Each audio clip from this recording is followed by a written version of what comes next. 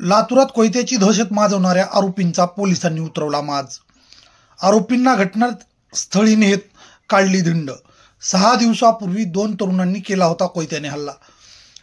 लातूर शहरातील विवेकानंद पोलीस ठाण्याच्या हद्दीत 6 दिवसापूर्वी लातूर शहरातील विवेकानंद पोलीस ठाण्याच्या हद्दीत पिंटू हॉटेल परिसरात बसलेल्या तरुणावर 2 तरुणांनी कोयत्याने वार केल्याची घटना घडली होती। या घटनेत 2 तरुण जखमी झाले होते। लातूर शहरात कोयता गँगची दहशत पसरवण्याचा प्रयत्न केला होता। त्यामुळे लातूर शहरात गुन्हेगारीमध्ये पोलीस प्रशासनाची दहशत कमी झाली आहे का, असा सवाल नागरिकांतून उपस्थित केला जात होता। पोलिसांनी हल्ला करणाऱ्या 2 तरुणांना अटक करून हल्ला झालेल्या ठिकाणावरती आरोपींना सोबत घेऊन घटनास्थळाची पंचनामा केला आहे।